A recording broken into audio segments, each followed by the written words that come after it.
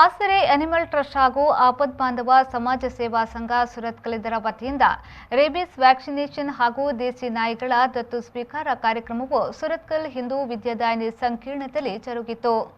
ಕಾರ್ಯಕ್ರಮವನ್ನು ಗುಣವತಿ ರಮೇಶ್ ಅವರು ದೀಪ ಬೆಳಗಿಸಿ ಉದ್ಘಾಟಿಸಿದರು. ಇದೇ ವೇಳೆ ಮಾತನಾಡಿದ ಸ್ಥಳೀಯ ಕಾರ್ಪೊರೇಟರ್ ವರುಣ್ ಚೌಟಾ ಅವರು ಆಸರೆ ಮತ್ತು ಆಪತ್ ಬಾಂಧವ ಸುರತ್ಕಲ್ಗೆ ಎರಡು ಕಣ್ಣಿದ್ದ ಹಾಗೆ.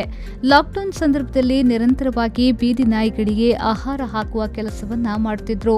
ನಾಯಿ ಮರಿಗಳ ಆರೈಕೆಯನ್ನ ಮಾಡುತ್ತಿದ್ರು. ಇವರ ಈ ಪ್ರಾಣಿ ಪ್ರೀತಿ ಹೀಗೆಯೇ ಮುಂದುವರಿಯಲಿ ಎಂದು ಹೇಳಿದ್ರು.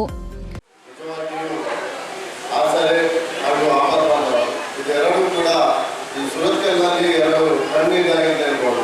ಯಾಕಂತ ಹೇಳಿದ್ರೆ ಆಸರೆ ಅನಿಮಲ್ ಟ್ರಸ್ಟ್ ನಮಗೆ ಮೇಡಮ್ ಅವರು ಹೇಳಿದ ಹಾಗೆ ಲಾಕ್ಡೌನ್ ಸಂದರ್ಭದಲ್ಲಿ ಎಲ್ಲ ಸಂದರ್ಭದಲ್ಲಿ ಕೂಡ ನಿರಂತರವಾಗಿ ಬೀದಿ ನಾಯಿಗಳಿಗೆ ಊಟ ಹಾಕುವಂತಹ ವ್ಯವಸ್ಥೆ ಇರ್ಬೋದು ಅಥವಾ ಯಾವುದಾದ್ರೂ ಮರಿಗಳು ಬಿಟ್ಟಾದ್ರೆ ಅದನ್ನು ತಂದು ಅದಕ್ಕೆ ಟ್ರೀಟ್ಮೆಂಟ್ ಮಾಡುವ ಮೂಲಕ ಮನೆಯಲ್ಲಿ ಸಾಕುವಂಥ ವ್ಯವಸ್ಥೆಗಳನ್ನೆಲ್ಲ ಆಸರೆ ಅನಿಮಲ್ ಟ್ರಸ್ಟ್ ಮಾಡ್ತಾ ಇದೆ.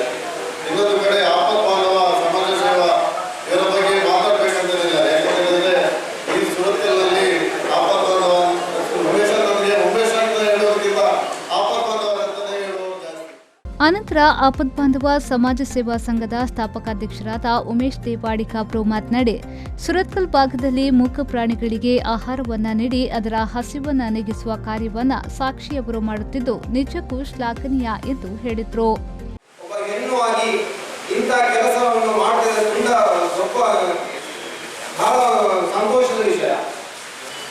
ಅದಷ್ಟು ಮೂಕ ಪ್ರಾಣಿಗಳಿಗೆ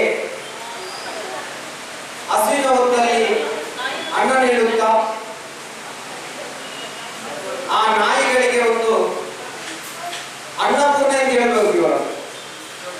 ಯಾಕಂದ್ರೆ ನಾನು ಹೆಚ್ಚಿನ ಕಡೆ ನೋಡಿದ್ದೇನೆ, ಎಷ್ಟೇ ಜನಗಳಿಗೆ ಹಣ ಇರ್ತದೆ, ಮನಸ್ಸಿರ್ತದೆ, ಆದರೆ ಆ ಒಂದು ಕೊಡಬೇಕಂತ ಯಾವುದೇ ಹೃದಯ ಇರುವುದಿಲ್ಲ. 2 ತಿಂಗಳ ಮಗುವನ್ನು ಹಿಡ್ಕೊಂಡು ನಿರಂತರವಾಗಿ, ಯಾಕಂದ್ರೆ ನನಗೆ ಅನುಭವ ಇದೆ, ಅದನ್ನು ನಾನೊಂದು 6 ತಿಂಗಳ ಕೆಲಸ ಮಾಡಿದ್ದೇನೆ.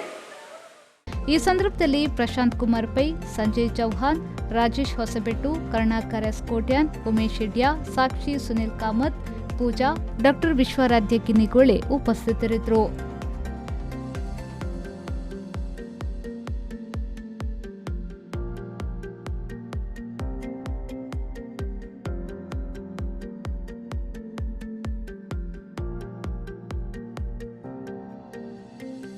ಶರಸಾಲಿಯನ್, ವಿ4 ನ್ಯೂಸ್, ಮಂಗಳೂರು.